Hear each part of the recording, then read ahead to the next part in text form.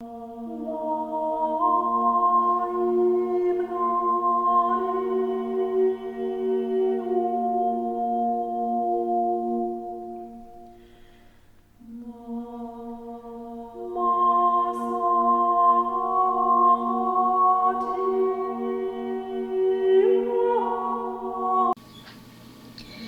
religión, tanto en el mundo antiguo como en el mundo actual, tiene como objetivo primordial dar una serie de respuestas a las mismas preguntas que se ha hecho el ser humano a lo largo de la historia, desde la prehistoria hasta el moderno siglo XXI. Todavía suscitan debate las preguntas: ¿por qué estamos aquí? ¿Habrá algo más allá de la muerte? ¿Por qué existe el mal en el mundo? Griegos, romanos, persas, cristianos, budistas y un sinfín de creencias dan respuestas a las preguntas fundamentales.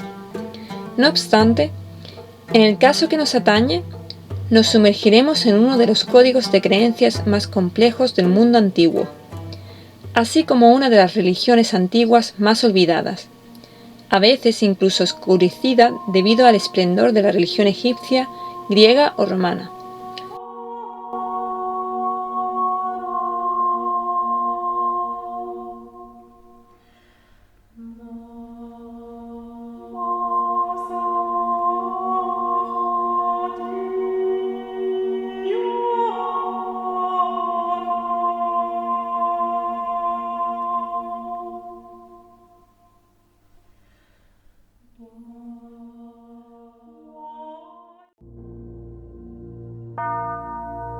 Los fenicios fueron un pueblo compuesto por aventajados marinos y comerciantes. Llevaron a cabo un proceso de colonización que constituye uno de los fenómenos históricos más relevantes de la historia del Mediterráneo antiguo. Los fenicios comerciaban con la madera de cedro, joyas, cerámica, plata y otros objetos de lujo, como el famoso tinte púrpura obtenido del múrex.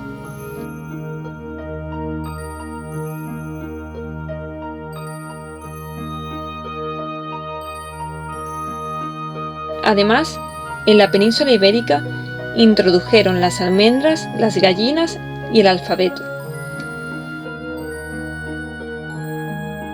Desde las costas del Levante palestino, los fenicios llegaron a las costas de Málaga en el siglo IX a.C. Las primeras fundaciones son la Rebanadilla y Morro de Mezquitilla. Más tarde, tendrían lugar fundaciones como Chorreras y Lagos. En la primera mitad del siglo VIII, otras fundaciones destacadas serían Toscanos, Cerro del Villar o Málaga.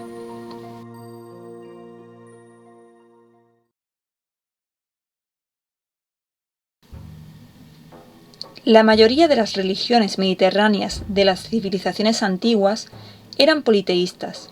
Por lo tanto, la religión fenicia se caracteriza por la veneración a una pluralidad de dioses y diosas. Estos seres sobrehumanos representaban en sí mismos la totalidad de los intereses y necesidades de la sociedad, por lo que encontraremos divinidades que giran alrededor de las experiencias fundamentales de la vida: la fertilidad, el comercio, la navegación, la vida después de la muerte, etc.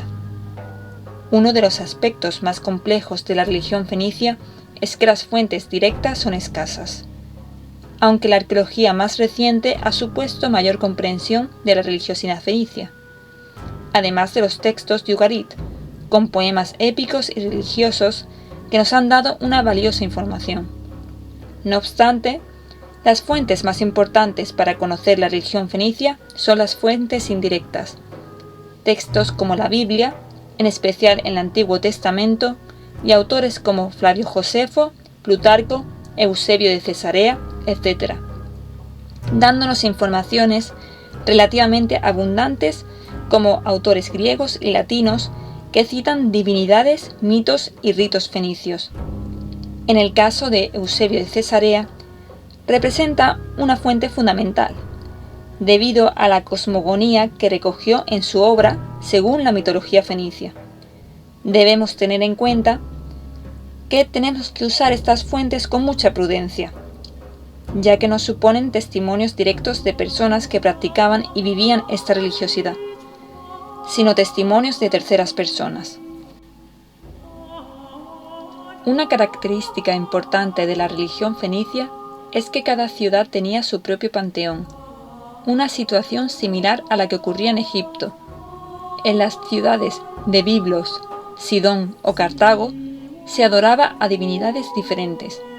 En Cartago existía una preeminencia de divinidades femeninas, como Astarte, Balaat o Tanit. En la obra Historia fenicia de Filón de Biblos, que data de los siglos I y II a.C., se menciona el culto a diferentes dioses Baal en cada localidad. En cada ciudad, incluso los atributos de los dioses y diosas serán diferentes. La diosa Astarte de Biblos será diferente a la diosa Astarte de Tiro. También encontramos divinidades menores, en la medida que resulta de menor interés para la sociedad los aspectos que esos dioses representan. Otro aspecto importante es la atención prestada a lugares determinados o fenómenos naturales, considerados sagrados por su exponencial situación o importancia. Nos referimos a bosquecillos, sacrificios en las alturas, montañas, piedras o árboles como objetos de veneración. Por las inscripciones, conocemos también la existencia de santuarios edificados junto a manantiales o ríos, así como bosques consagrados al culto. La función religiosa para los reyes estaba incluso por delante de su título regio. Los reyes de Sidón, Tiro o Biblos tenían tareas sacerdotales en el culto a Astarte, Balaat y Melkart. Con frecuencia, los cargos sacerdotales más altos se asignaban a la aristocracia oligárquica, a veces como títulos hereditarios. De Cartago viene una inscripción funeraria que nos informa de una misma familia que conservó el sacerdocio durante 5 generaciones. Los reyes fenicios oficiaban personalmente las ceremonias litúrgicas, en ocasiones de fiestas o en momentos especiales de la vida política, social o militar. El clero estaba compuesto por sacerdotes y sacerdotisas. Este era guiado por un sumo sacerdote. Además, incluía un grupo numeroso de personal menor. Se sabe que los templos fenicios contaban con personal cualificado que recibía un salario, figurando sacerdotes, cantores, matarifes, horneros, siervos, barberos y prostitutos sagrados de ambos sexos. Conocemos también la existencia de colegios sacerdotales y asociaciones de trasfondo religioso. Otra práctica religiosa es la prostitución sagrada, que dieron fama al culto de la diosa Astarte en los santuarios de Biblos, Pafos, Sica Veneria, etc., siendo uno de los aspectos más criticados por los autores del Antiguo Testamento. La Biblia cita una vestimenta especial y emblema en la frente, en el rostro y en el pecho para las prostitutas sagradas de la diosa Astarte. Por otro lado, Heródoto cuenta que tanto en Chipre como en Babilonia, las mujeres fenicias tenían que someterse a la prostitución sagrada al menos una vez, dirigiéndose al santuario de la diosa y quedando en él hasta que un extranjero no hubiera gozado de sus favores, depositando después una correspondiente cantidad de dinero en el lugar sagrado. Mientras, los santuarios urbanos eran las sedes principales del culto público. Se mantenían con los beneficios obtenidos por los sacrificios y las ofertas votivas. También tenían otras fuentes de riqueza, como el cobro de rentas por explotación de terrenos propiedad del santuario. La documentación epigráfica nos ha dado información útil para construir los sacrificios que se realizaban en el templo, así como los gastos y beneficios que se alcanzaban. De hecho, había una serie de magistrados encargados de la administración del templo, encargados de señalar a los fieles la disposición de cada rito. Los animales sacrificados eran bueyes, terneros, machos cabríos, corderos, pájaros, gallinas, animales de caza, etc. La carne del animal sacrificado se dividía entre los sacerdotes y el oferente.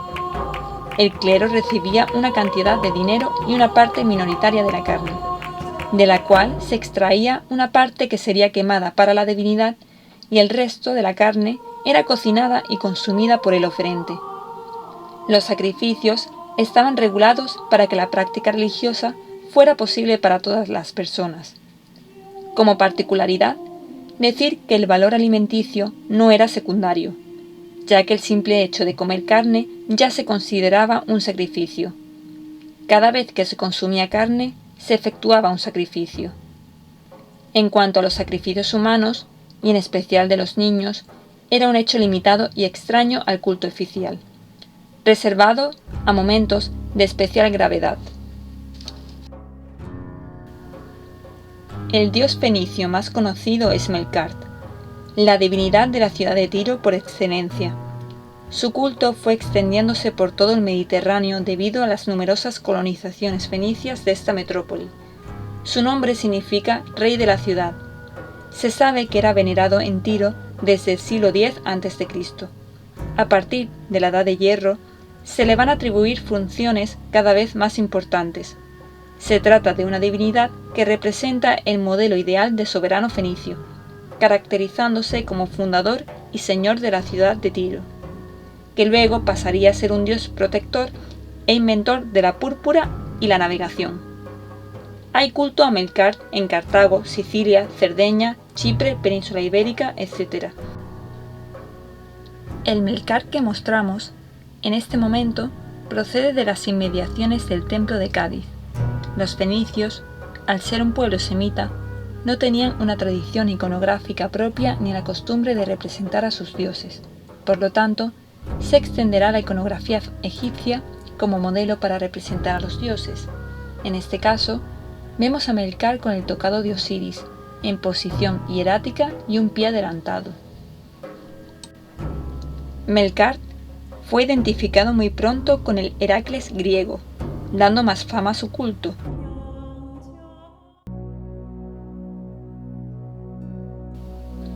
La muerte era concebida como una fuerza sobrenatural con un papel caótico y amenazador desde el momento de la creación, con poderes que acechaban a hombres y mujeres.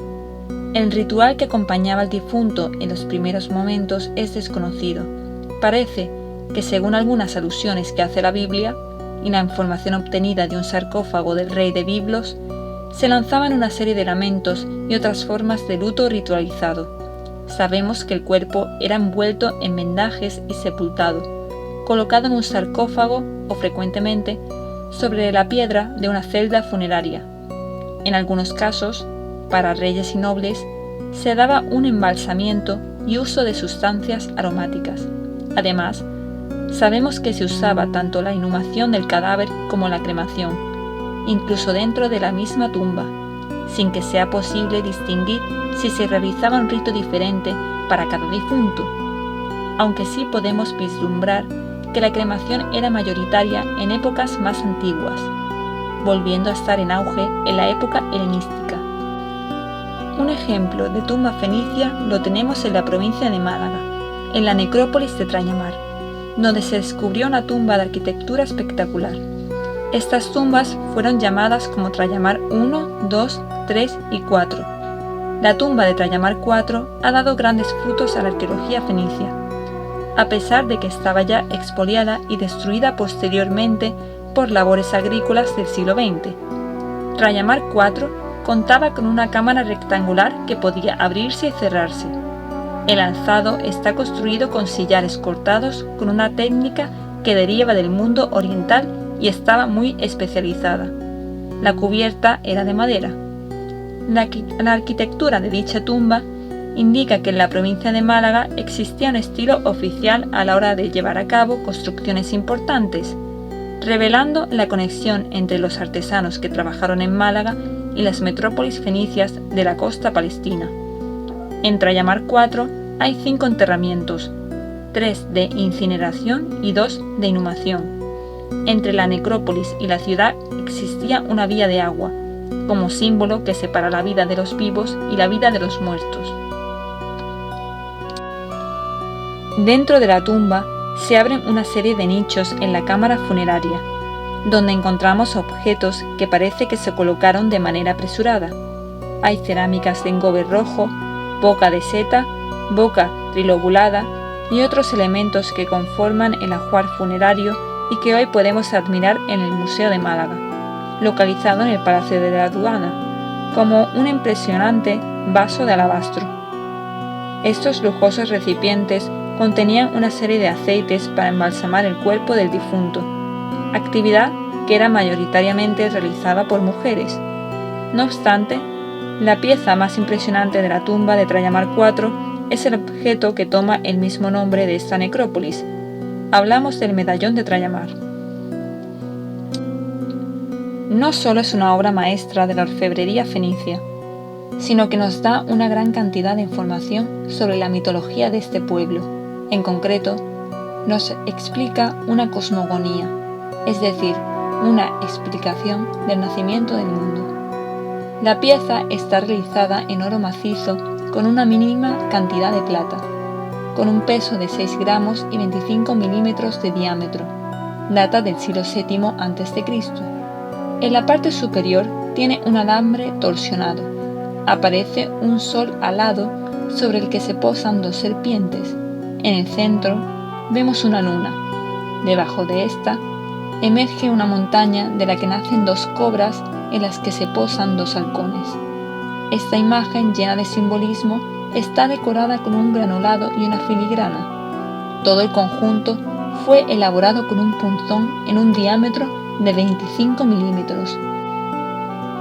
En cuanto a la simbología, este es un tema recurrente en el mundo fenicio, pero tiene una proyección muy especial, ya que el medallón de Trajamar aparece en el mundo occidental, y la gran mayoría de estos hallazgos se dan en la zona más oriental.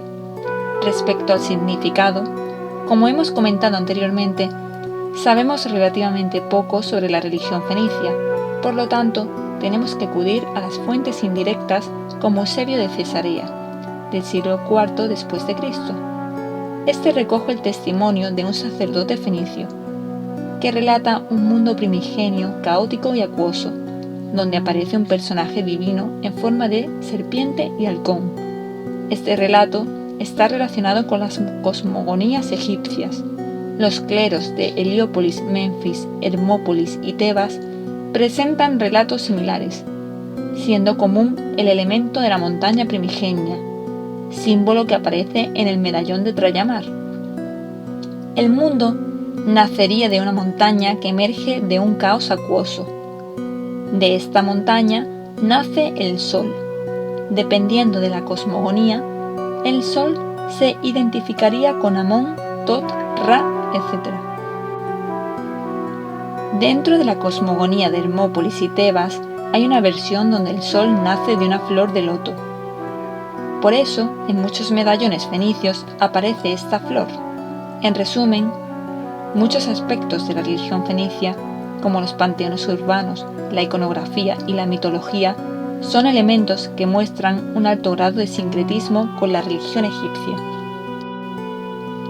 Por eso, el arte fenicio es muchas veces egiptizante, pero no es una imitación servil, sino una elaboración con personalidad propia, y así lo transmitieron sus fieles.